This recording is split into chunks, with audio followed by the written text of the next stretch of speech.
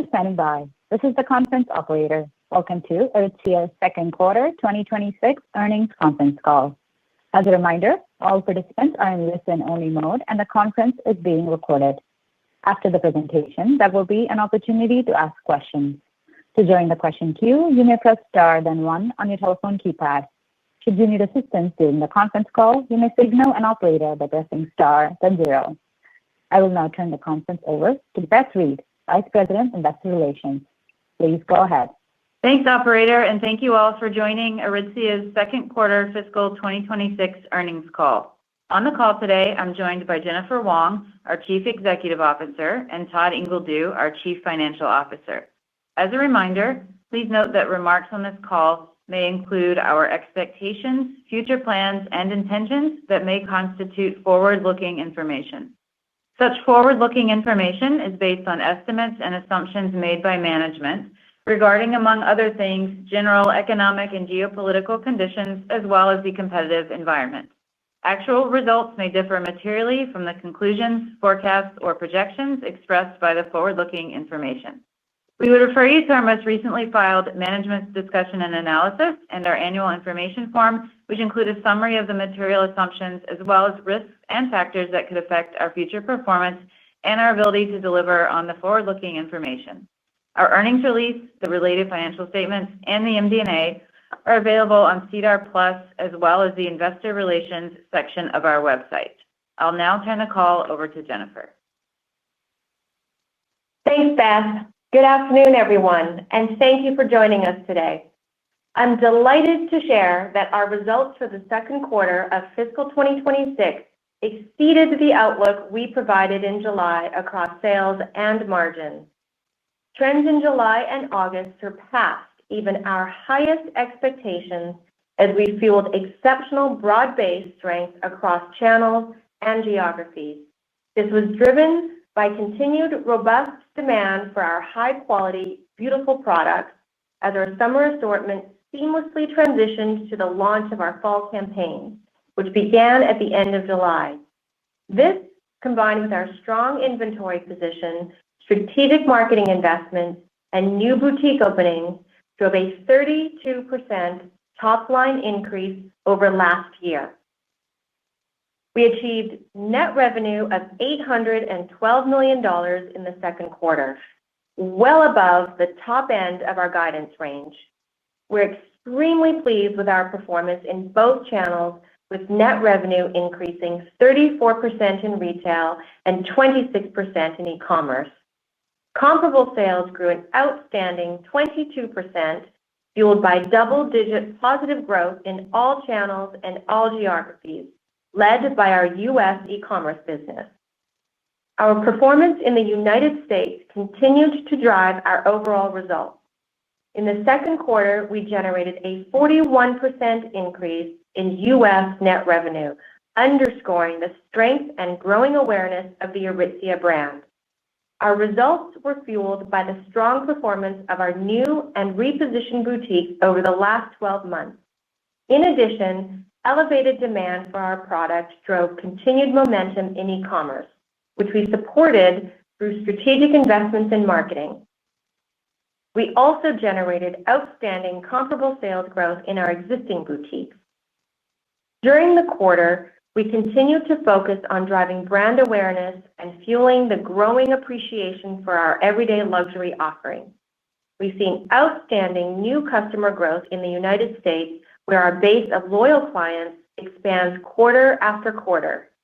We're also super pleased with our second quarter results in Canada. We accelerated our sales growth for a third consecutive quarter, achieving a 21% increase in net revenue in Q2. We continue to maintain strong loyalty in Canada as clients responded well to our product assortment. In addition, our marketing investments helped drive double-digit growth in our active client base. In our retail channel, we delivered net revenue growth of 34% in the second quarter. This was driven by the success of our real estate expansion strategy, as well as strong comparable sales growth in both the United States and Canada. Over the past 12 months, we increased our retail square footage by 25%, opening a total of 13 new and 4 repositioned boutiques. This included 3 new boutiques and 1 repositioned boutique in the second quarter, all in the United States. We also generated high teens comparable sales growth in our existing boutiques. This is primarily driven by traffic growth due to the elevated demand for our product and supported by our strategic investments in marketing. Our real estate expansion strategy continues to yield exceptional results. This underscores the vast opportunity for growth in the United States, where we have just 68 boutiques today. The boutiques we've opened in the U.S. in fiscal 2026 are tracking to pay back in less than 1 year on average. That exceeds our target of 12 to 18 months. Boutique openings continue to be our most predictable driver of top-line growth. They enhance brand visibility and support client acquisition in both new and existing markets. In Q3, we expect to open 6 new boutiques in the United States. This includes locations in Pittsburgh and Scottsdale, which are new markets for us, as well as in Denver, Miami, and Minneapolis. We also plan to open our newly repositioned Flatiron flagship in Manhattan. In e-commerce, we delivered an increase in net revenue of 26% in the second quarter. This was driven by the robust demand for our product, from our summer assortment to the launch of our fall campaign.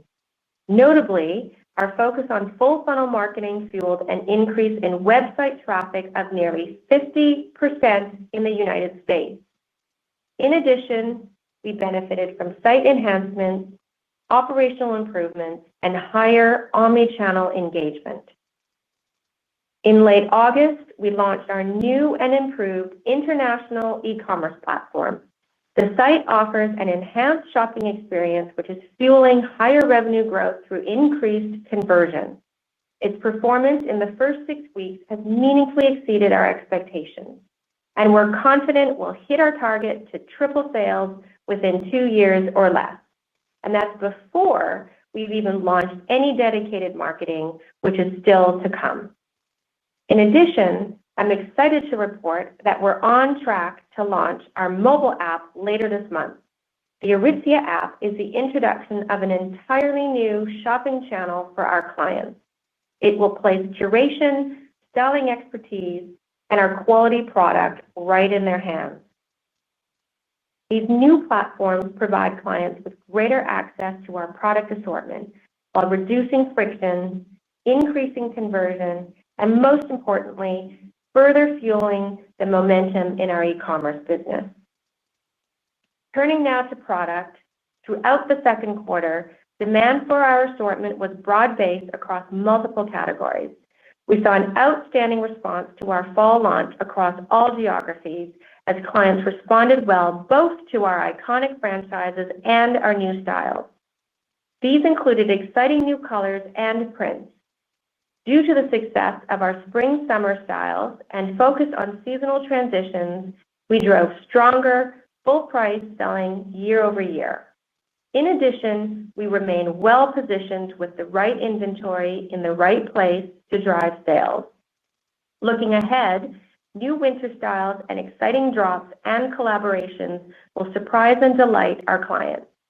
We're confident these will keep clients engaged and attract new clients, all driving continued strong performance. We're continuing to refine our marketing engine across the organization to help grow awareness and spotlight all the different aspects that set Aritzia apart, namely high-quality, beautiful product, aspirational shopping environments, engaging client service, and captivating communication, all of which is provided at an attainable price point. In Q2, we continued to deepen our focus to ensure that everyday luxury is synonymous with the Aritzia brand. Partnerships with Sperry and Thistles help solidify Aritzia as a destination for exciting brand collaborations. In addition, celebrity sightings in iconically Aritzia pieces reinforced Aritzia as a much-loved and highly sought-after brand with aspirational appeal. Our increased investment in digital marketing continues to fuel our growth both online and in our boutiques. We're continuing to refine our programs and tactics across existing channels while launching new channels to further drive brand awareness. Our focus remains on reinforcing our everyday luxury brand ethos, growing awareness across U.S. demographics, and acquiring new clients and retaining existing clients to drive incremental revenue. Shifting to the current trade environment, previously under the de minimis exemption, we utilized our existing supply chain network in Canada to fulfill a portion of U.S. e-commerce orders. However, the removal of the de minimis exemption in August required an operational pivot. We've relocated all U.S. order fulfillment to our distribution center in Ohio, which we strategically expanded last year to 560,000 square feet, more than double its prior size. We've also hired additional staff and pulled forward retrofitting work. We are now operating at triple the capacity compared to prior to the de minimis removal, and eventually, further optimization will allow us to quadruple our prior capacity. More importantly, there was no impact on the exceptional client service for which we are known and loved. This will allow us to handle U.S. order volume for the next 2 years. I'm extremely proud of our teams for this seamless transition.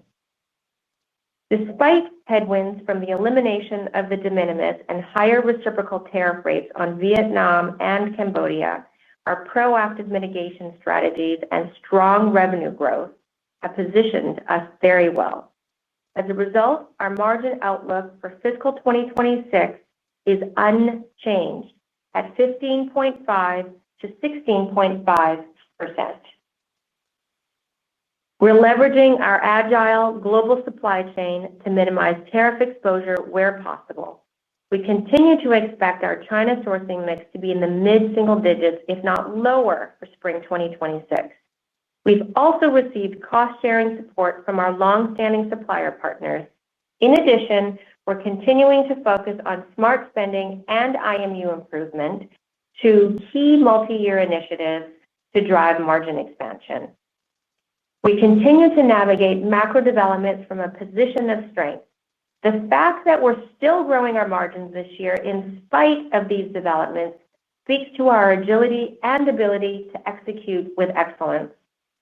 Without reciprocal tariffs and the removal of the de minimis, we would otherwise be tracking to an adjusted EBITDA margin of 18 to 19% for this year. That's in line with our long-range target 1 year early. Looking ahead, we're pleased with the start to our third quarter. The outstanding momentum in our business has continued across all channels and all geographies. We continue to be in a strong product position with the right product in the right place at the right time. We're also in a strong inventory position to meet the robust demand for our product. In addition, we continue to make progress with our digital initiatives. We're launching our mobile app later this month, delivering ongoing site enhancements and operational improvements, and continuing to refine our strategic marketing investments, which are all driving traffic and creating demand. And last, but certainly not least, we have a terrific pipeline of 9 new boutiques opening in the back half of this year, as well as the reposition of our Flatiron flagship. The momentum in our business, our proven operating model, and our healthy balance sheet give us confidence in our path forward as we capitalize on our vast opportunity for growth in the United States and beyond. In closing, I would like to thank our people for their hard work and commitment to excellence as we grow the Aritzia brand. Our consistent, strong results would not be possible without all of our exceptional teams across the business. With that, I'll now hand it over to Todd to discuss the details of our financial performance. Thanks, Jennifer, and good afternoon, everyone. In the second quarter of fiscal 2026, we generated outstanding net revenue growth above our expectations and delivered meaningful gross profit margin expansion and SG&A leverage.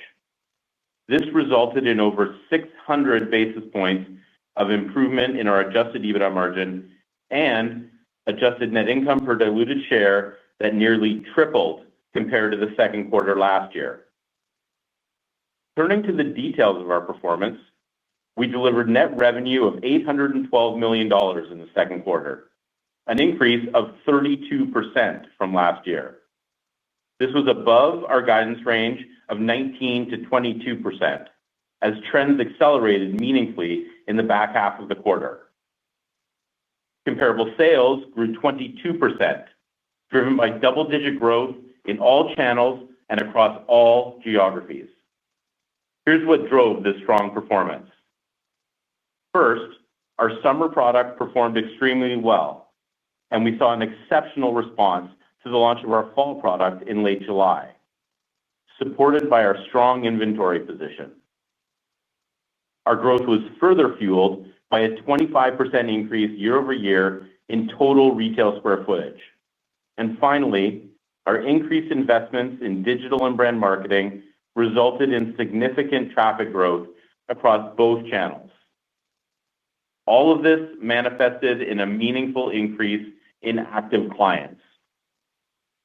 In the United States, second quarter net revenue increased 41% to $486 million, exceeding our expectations. Our U.S. e-commerce business was driven by traffic growth of nearly 50%. In U.S. retail, our performance was driven by the opening of highly productive new and repositioned boutiques, as well as strong comparable sales growth in our existing boutiques. Our ongoing success in the United States underscores the strength of our brand and our long runway for continued growth. In Canada, our performance also came in ahead of expectations. Net revenue growth accelerated for a third consecutive quarter, increasing 21% to $326 million. In addition to the strong performance of our product, we continue to benefit from our strategic investments in marketing. Turning to our sales channels, retail net revenue was $572 million, an increase of 34%. This was driven by high teens comparable sales growth in our existing boutiques, as well as the strong performance of our new and repositioned boutiques. In e-commerce, net revenue was $240 million, an increase of 26%. This was driven by strong traffic growth that was fueled by the positive response to our product, as well as the halo effect from new boutique openings and our investments in digital marketing. We delivered gross profit of $356 million, an increase of 44% compared to the second quarter last year. Gross profit margin expanded 360 basis points to 43.8%, despite 220 basis points of pressure from tariffs and the start of the de minimis elimination. The increase was primarily driven by IMU improvements, leverage on store occupancy costs, lower warehousing costs, and improved markdowns. SG&A expenses for the quarter were $250 million, leveraging 160 basis points as a percentage of net revenue to 30.8%. The improvement was primarily driven by expense leverage and savings from our smart spending initiative. Adjusted EBITDA was $123 million, an increase of 123% compared to the second quarter last year. Adjusted EBITDA margin expanded 610 basis points to 15.1%. This was driven by our ongoing efforts to deliver multi-year gross profit margin expansion, as well as SG&A expense leverage. The margin improvements we've now delivered for 6 consecutive quarters continue our progress toward achieving our previous adjusted EBITDA margin levels in the high teens. Turning to the balance sheet, inventory was $527 million at the end of the second quarter, up 9% from last year. We are pleased with the composition and quantity of our inventory and are well-positioned to meet client demand. Our liquidity position is strong, with $352 million in cash, no debt, and zero drawn on our $300 million revolving credit facility at the end of the second quarter. Turning to our outlook, the strong momentum in our business has continued into the third quarter. Given quarter-to-date trends, we now expect net revenue in the third quarter to be in the range of $875 to $900 million. This represents growth of 20 to 24%, driven by double-digit comparable sales growth and the contribution from our boutique openings. Our net revenue outlook for the third quarter is based on continued outperformance in the United States, as well as strength in Canada. We expect gross profit margin in the third quarter to be approximately flat compared to the third quarter of fiscal 2025.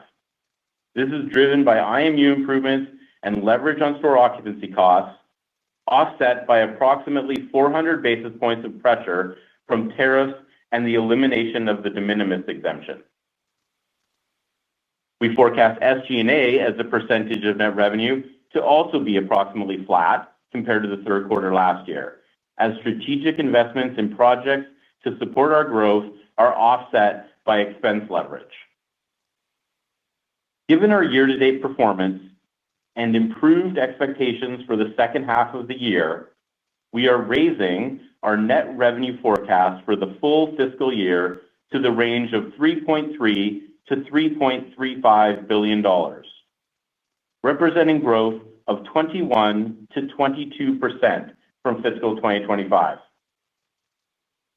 Turning to tariffs, we now forecast 280 basis points of tariff-related headwinds for the full fiscal year, compared to 150 basis points previously. There are two factors driving the 130 basis point increase. First, reciprocal rates on Vietnam and Cambodia increased to 20 and 19% respectively. They had been at 10%. This results in an incremental 50 basis points of gross margin pressure for the fiscal year. Second, as Jennifer mentioned, the removal of de minimis exemption means that we will no longer be able to realize duty savings on a portion of our U.S. e-commerce orders. This creates an additional 80 basis points of gross margin pressure for fiscal 2026. Despite the incremental 130 basis points of pressure, our adjusted EBITDA margin forecast for the fiscal year is unchanged at 15.5 to 16.5%. Our ongoing mitigation strategies and the strength of our business fully offset the incremental tariff and de minimis pressure. Importantly, excluding the 280 basis points of total tariff and de minimis related pressure, our adjusted EBITDA margin for fiscal 2026 would be in the range of approximately 18 to 19%. We are extremely pleased with the consistency and the strength of our performance. We are well on track to achieve our fiscal 2027 revenue target. We also continue to make strategic investments in our future growth while delivering ongoing margin improvement, despite the incremental tariff impacts. In closing, our product is resonating extremely well with our clients. We have a robust pipeline of new boutiques, and our growth opportunity in the United States remains sizable, with only 68 locations currently. Our digital initiatives are helping to build brand awareness, generate loyalty, and drive revenue, all positioning us for continued growth now and into the future. The combination of our anticipated revenue growth and margin expansion will drive meaningful, multi-year EPS growth and deliver long-term value to our shareholders. Thank you. With that, operator, let's please open up the line for questions. Thank you. We will now begin the question and answer session. To join the question queue, you may press star then one on your telephone keypad. You will hear a tone acknowledging your request. If you're using a speakerphone, please pick up the handset before pressing any keys. To withdraw your question, please press star then two. Please limit yourself to one question and a related follow-up. The first question comes from Irene Nattel with RBC Capital Markets. Please go ahead. Thanks and good afternoon, everyone. Great quarter. It certainly sounds as though there's very strong momentum in the business. Wondering whether, as we look ahead to F27, how confident you are in that high teens guide. What would be the factors that would cause you to either over or under deliver relative to the soft guide that you included in the release? Hi, Irene. It's Todd. The high teens guide, we updated that for FY27 just due to the fact that we've now had another incremental 130 basis points of pressure from the tariff changes for Vietnam and Cambodia, as well as the de minimis removal for the rest of the world. So that will create, obviously, pressure next year. But we still expect to deliver high teens adjusted EBITDA margin, which does include 19%, but we thought it was prudent to give ourselves a bit more of a range on that. And we still have multi-year IMU opportunities. Obviously, the strength in the business is supporting operating leverage. Diversification of our sourcing continues, as well as negotiation with suppliers. Our spend management initiatives are delivering benefits. So we still anticipate continuing to grow our margins next year, despite all of the added pressure. And we do continue to have a multi-year runway for margin expansion. That's really helpful. Thank you, Todd. And so how would you, just following up on that, are you satisfied with sort of the margin mix that you're delivering across different categories at this point in time? I mean, we're extremely satisfied. We obviously delivered 600 basis points of EBITDA expansion, saw meaningful gross profit margin expansion, 360 basis points, and also SG&A leverage. So, we couldn't be more pleased with what we're seeing in the business. And, obviously, if we didn't have any of this tariff and de minimis pressure, we'd be talking about our EBITDA margins forecast for this year being in the 18 to 19% range. So we're incredibly proud of the teams across all components of the business. Thank you.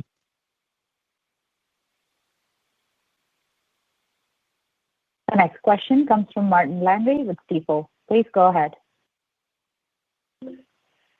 Hi, good morning, guys.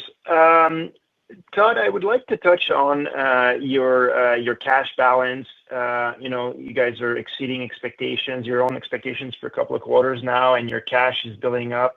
I think it's around $350 million for the quarter. What is at the level that you need to operate your business on a daily basis, and what is the level of extra cash that you currently have, according to you? I think we're obviously above the level of what we need from a working capital perspective.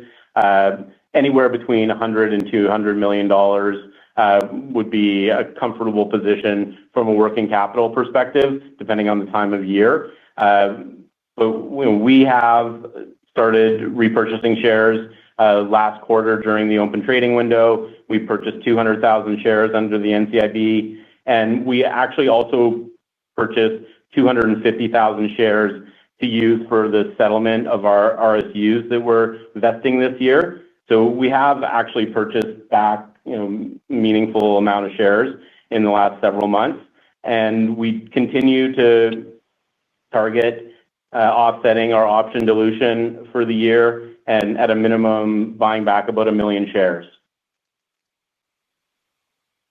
Okay. So your targets for 1 million shares of buyback this year? And then what could we expect that to accelerate next year? I mean, your CapEx should not expand a ton, and your earnings will continue to expand. So, I mean, is it fair to expect that your buyback could accelerate in fiscal 2027? I mean, at this point, our plan is as has been communicated, which is to buy back to offset option exercising. We will, as we do every quarter, discuss our cash position with the board, and at some point we may increase the cadence, but at this point we don't have plans currently to do that. Okay, thank you. The next question comes from Mark Petrie with CIBC. Please go ahead. Yeah, good afternoon. Obviously, the consumer is reacting incredibly favorably to the assortment, and I know it's broad-based strength, but helpful to hear anything specific that is working better than expected, or where you sort of see opportunity to further lean in. And then I'm also hoping you can talk about the U.S. specifically and your momentum with regards to brand awareness, and maybe layer that into how you're approaching the marketing around the final New York City flagship opening next month or later this month. Yeah, thanks, Mark. That's a great question. As usual, when our performance is this great, everything is working really well. In particular, in Q2, as we mentioned, we saw our business accelerate in July and August. So there wasn't anything in particular to call out in terms of categories or styles, colors, fabrics. All of it was working. One of the things that did happen in the quarter was our summer to fall transition was particularly very well executed. I think our timing was impeccable. We did have some marketing around that. The product marketing around the earlier launch in July was very, very effective. And so that does lead to probably the second part of your question, which is our marketing is getting better. We're getting better at it, and we're seeing that it's really quite effective. And certainly last year when we opened 3 flagships, all within a matter of weeks of each other, right around Black Friday, and we marketed it, it was very, very effective. That was somewhat of an unprecedented moment. That said, our Flatiron flagship will be opening around the same time. The timing happens to coincidentally work out for us. And given the success of what we saw last year, we do hope to have similar programming around the flagship in November. That said, it's one flagship. It is also in Manhattan. The scale won't be necessarily the same as opening 3 flagships at once, but certainly we do see that when we open a flagship and we amplify the news, it is quite effective. Yeah, okay, that's helpful. And then just, given the even further improvement in the store paybacks, I'm wondering what you're thinking for new stores next year, and also if there's sort of value or merit in kind of further tweaking the store experience, whether that's store sizes or like more cafes or other features. Mm-hmm. Maybe I'll sort of frame it up, zooming out in terms of the bigger picture, and then Todd could speak to some more of the details. But certainly what we're seeing with our store openings right now, and in particular as it relates to the flagship, they are an amazing showcase of our everyday luxury experience. And so what we're seeing, like with the flagships and in some of our bigger format stores, introducing the A-OK cafes has been really, really successful. We just opened in Brickell in Florida a couple weeks ago, last week, and the A-OK cafe had lineups around the door, just like when I talked about the one here locally, just outside of Vancouver. So those aspects of our retail experience really seem to be resonating very well with the customer. That coupled with the in-store experience with the ateliers and just our style advisors in the store are some of our biggest differentiators when it comes to our retailing. And as you know, over the years, we've increased the size of our stores. When 10 years ago, we were talking about stores that were 6,000 square feet. Then a few years after that, 8,000 square feet. And now we're talking about an average store size of 10,000 square feet. So we are seeing lots of momentum in our retailing and our retail experience, and a lot of these aspects that we've introduced over the years is really, really catching on and really resonating with our customer. Great. And then just to add on from a specifics perspective, we do have a strong pipeline of boutiques planned for next fiscal year with, again, a minimum of 12 new boutiques and 4 to 5 expansions and repositions with leases signed on a majority of those locations. So we have already, and the specific locations for the others already identified and the negotiations underway. So yeah, we're pleased with the cadence for next year, and it'll be slightly more balanced to the first half, second half than weighted to the back half. Okay, that's excellent. Appreciate all the comments, and congrats on the quarter. All the best. Thank you. The next question comes from Stephen MacLeod with BMO Capital Markets. Please go ahead. Thank you. Good afternoon. Good afternoon, everyone. Firstly, congrats on the very solid quarter. Great to see. So I had 2 questions. One is sort of high level, and one is a bit more nitty gritty, I suppose. But just on the high level, just sort of picking up with the commentary you were currently discussing around the U.S. stores. Can you talk a little bit about kind of how you're thinking about your total U.S. store growth potential over time, whether it's new locations, new markets, or just total sort of store count? Thanks, Stephen. Yeah, we see still a ton of runway in the U.S. As we've mentioned, there's only 68 boutiques in the U.S. today, and long term we see an opportunity that might be closer to 200, 180 to 200. Our focus is on attracting and acquiring new clients. We still see that there's a lot of runway there, a lot of white space. And our strategy is clearly proven and strong. And the great news is that we have a pipeline of stores that are identified, and we see that this is something that we can really capitalize on over the next few years. That's great. And just along those lines, can you just remind us how many new markets you've entered or will be entering in fiscal 26? The new markets this year are total 5. It's Raleigh, Okay. Salt Lake City, Pittsburgh, Cincinnati, and then 2 stores in Scottsdale. Okay, great. Thank you. And then just my more specific question was around just on the SG&A leverage. I mean, obviously this strong top line is continuing into fiscal Q3, but you're not expecting SG&A leverage. Can you just talk a little bit about some of the strategic investments that you called out in your guidance commentary around SG&A? Yeah, absolutely.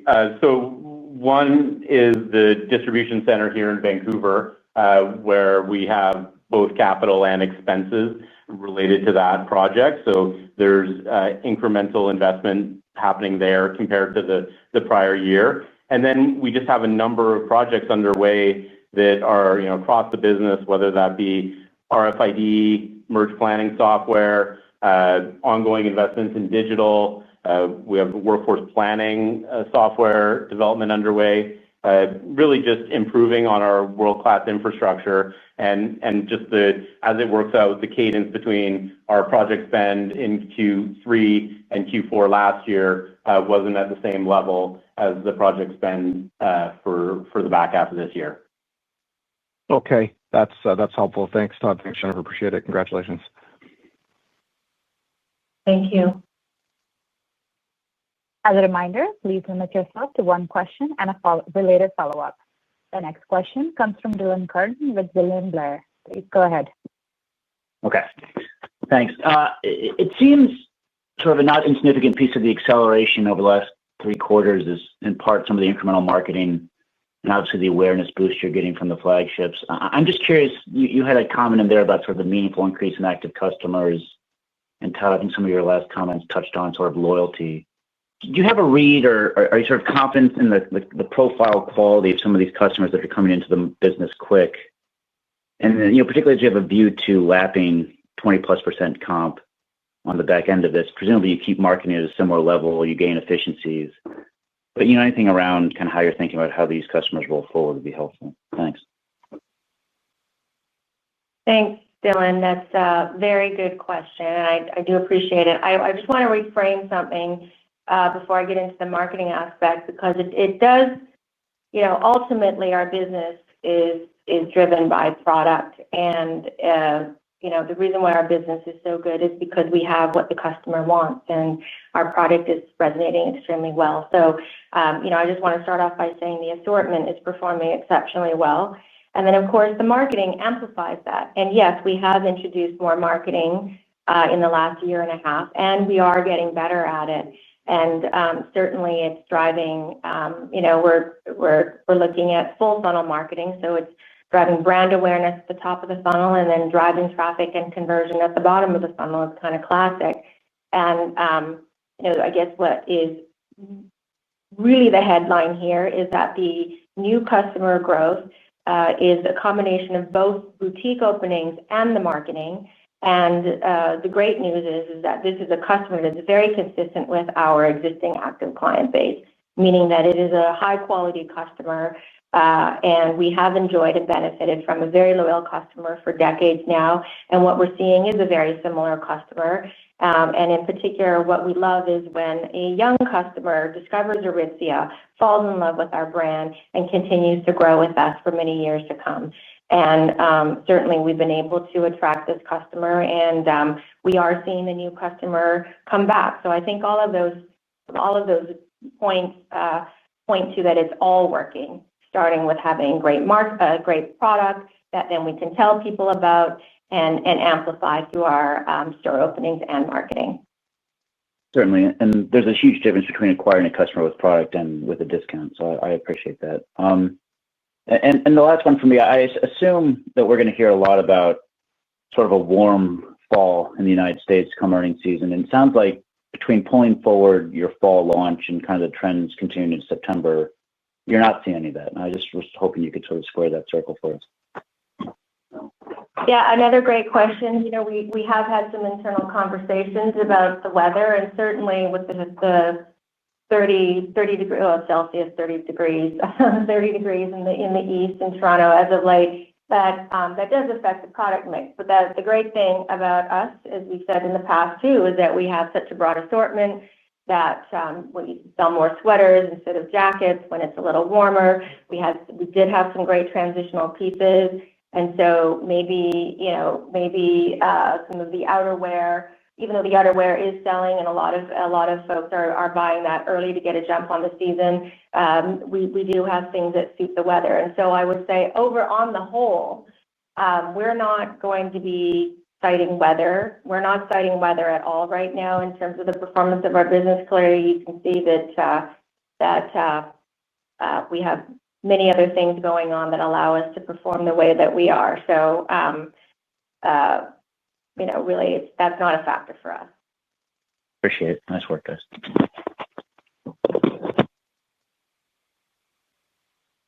The next question comes from Joe Civello with Truist. Please go ahead. Hey guys, congrats on a great quarter. Just wondering if you could give a little bit more color on the IMU and smart spending opportunities. What inning are we in on those, and where are the biggest opportunities you're looking at on the efficiency side? Thanks. Yeah, from an IMU perspective,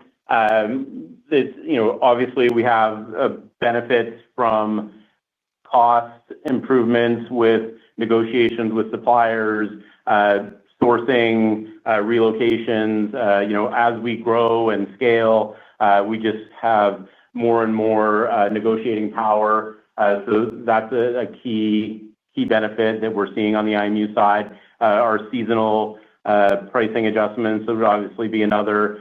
We have an ongoing tailwind from just the mix of our business as our business grows in the United States. There's IMU benefits there. And then from a spend management perspective, for this year, we're really focused on process improvement and looking across the business as we do every year, but we have a really distinct focus on it this year, as well as procurement and just again, dialing in our negotiations across the business. Those are the key things that we're focused on in those two buckets for this year. Got it. Thanks so much. And then great to hear on the international website surpassing expectations. Just wanted to see if we could drill down a little more color and also how we're thinking about those markets eventually for a physical footprint. Thanks so much. Thank you, Joe. Joe, yeah, don't think I've met you yet. Nice to hear from you. Certainly, the day we turned on our international e-commerce site, we immediately saw our dailies double effectively. So that was driven primarily by conversion. As we mentioned, we hadn't even turned on any dedicated marketing yet. That is to come. We'll start that next month. And so, again, really encouraged by our efforts with that platform. Its customer experience has significantly improved. Now, I'll remind you that the e-commerce business before we had the international site was just a little over 1% of our e-com sales.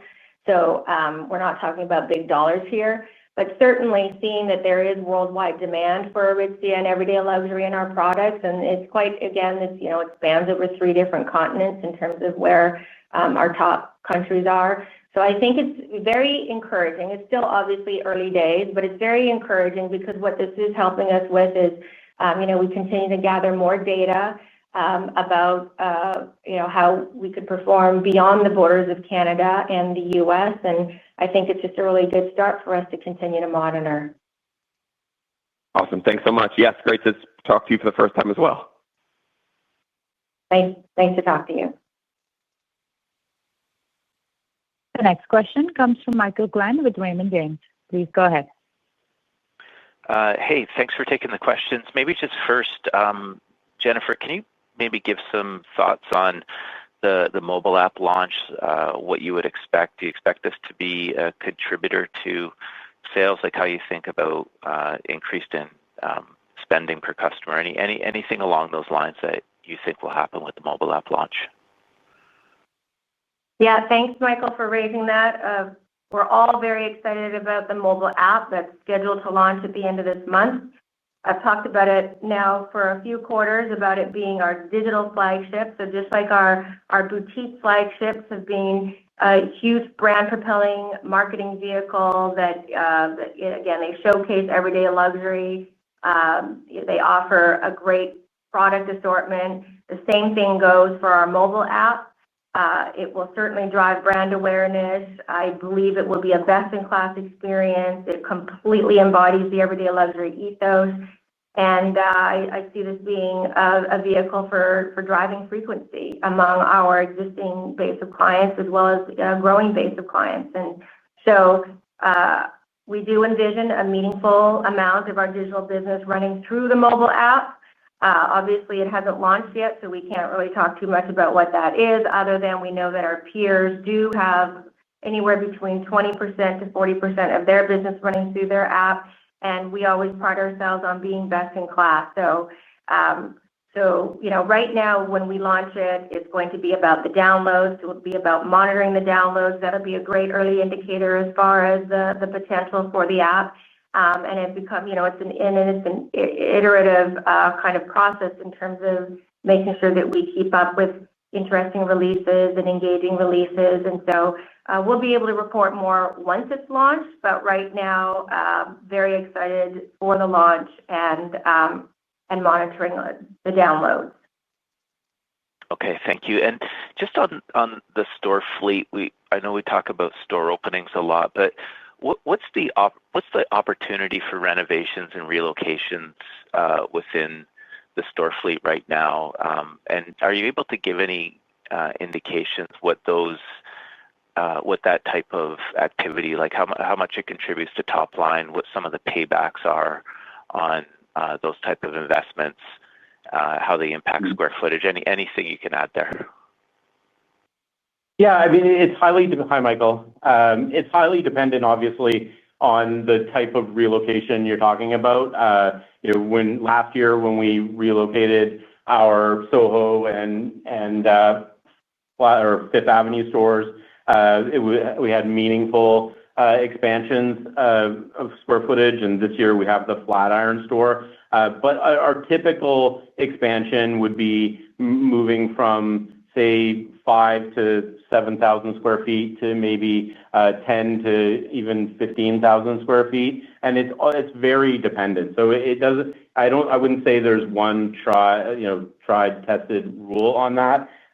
We do have a pipeline of what we feel is about 4 to 5 expansions or repositions a year, and that evolves. As Jennifer mentioned, our store size has been growing larger and larger. Our average new store is now 10,000 square feet. So obviously, as we grow the optimal size of our stores, that creates more opportunity for expansions and repositions. From a payback perspective, we typically target 18 to 24 months of payback, payback for those stores. It's a little higher than the new store paybacks of typically under 12 months, but that's because we're only using obviously the incremental revenue and contribution against the capital expenditures for the store. But we continue to be extremely pleased with how they're performing, and they're a meaningful component of our real estate expansion strategy. Okay, thank you. The next question comes from Brian Morrison with TD Cowen. Please go ahead. Good evening. First question for Todd, please. The strategic initiatives that you announced that are going to weigh a little bit on the margins in the back half of the year, were any of those incremental to your prior guide for fiscal 2026? I'm talking about the RFID, the merch software, or were those also included in your previous guidance? No, those had all been contemplated, the ones that I listed. Okay, so nothing incremental then? Not from those, no.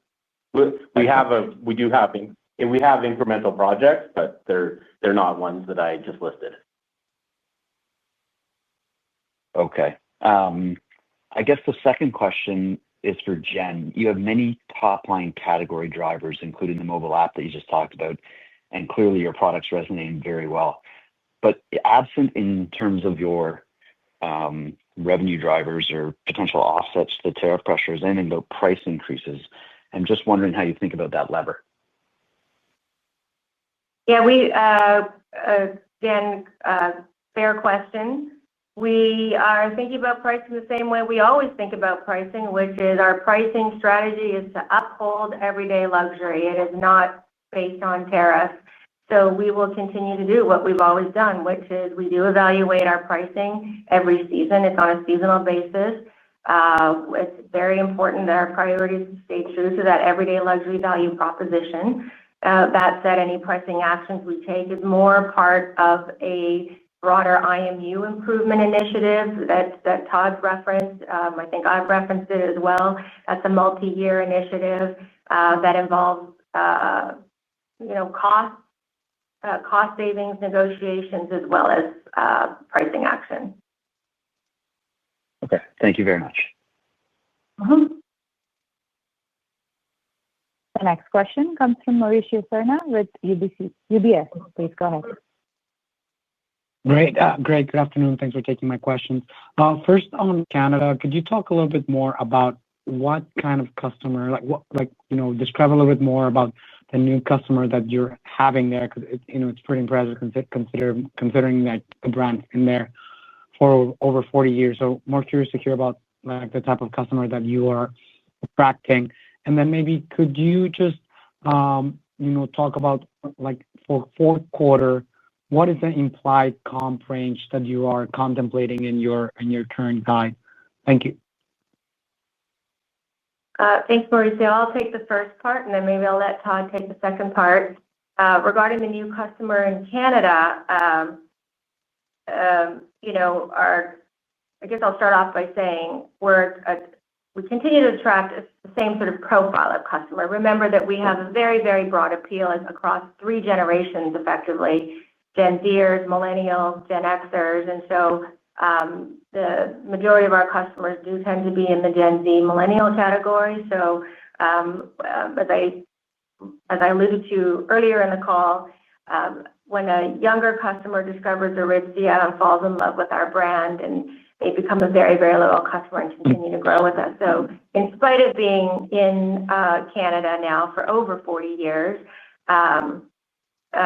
we continue to attract a customer that's between the ages, the core of 15 to 45 and even younger and even older. So the fact that customer still remains and loves high quality, beautiful products at an attainable price point, and really enjoys the boutique experience as well as our online experience. It's, again, very encouraging for us to know that our brand still resonates with our new customer, even in Canada. And so we are seeing, in fact, double-digit growth in our customer in Canada. Great. And the second part of the question was about our comp for Q4. Is that correct, Mauricio? Yeah, just like the implied range of that comp. Yeah. So we've updated our guidance to 3.3 to 3.35 billion for the fiscal year, which is growth of 21 to 22%. Maybe I'll just talk about Q3 first, and then give you some color on Q4. As we've discussed, quarter-to-date trends in Q3 are consistent with what we saw in Q2, with total growth outpacing or pacing 30%. So we're just above 30%. But we're only 5 weeks into the quarter, and our highest volume period of the quarter is still ahead. We'll be lapping exceptionally strong growth from last November. So therefore, in Q3, our guidance range assumes a total comp growth in the mid-teens, delivering that total growth of 20 to 24% that we've guided to. And then for the fourth quarter, we're lapping extremely robust growth with comp of 26% last year. There's actually some FX headwinds with our forecasted rate at 1.38 compared to 1.43 last year.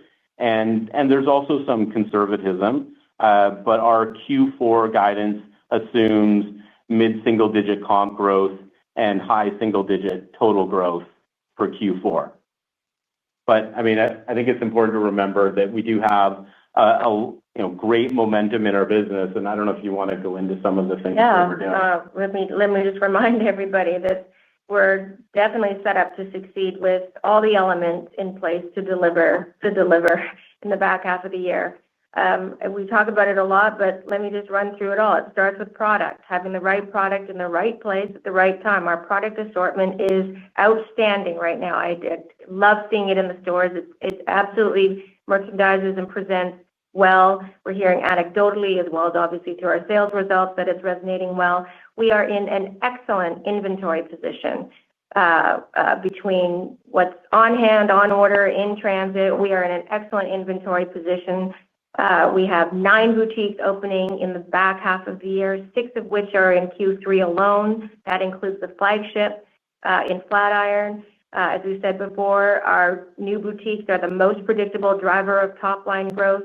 We're well on track with all of our digital initiatives. We're delivering those on time. The mobile app is scheduled in a few weeks. We do have these exciting collaborations that continue to drive interest and engagement and traffic to Aritzia.com and in our boutiques. And top it off with some strategic investments in marketing. And we are getting better in our marketing and more effective. We are seeing a return, creating demand and driving traffic, and looking forward to some of our best campaigns ever during the holiday time. And so all of these things across the business, we have already executed very well on in the last couple of quarters and continue to go into the next couple of quarters in a very, very, very strong position. I suppose what I would add at the end is, last but not least, our teams. Our teams are phenomenal. Our teams are highly motivated right now and highly poised to execute with excellence. Great. Thanks for that, and congratulations on the results.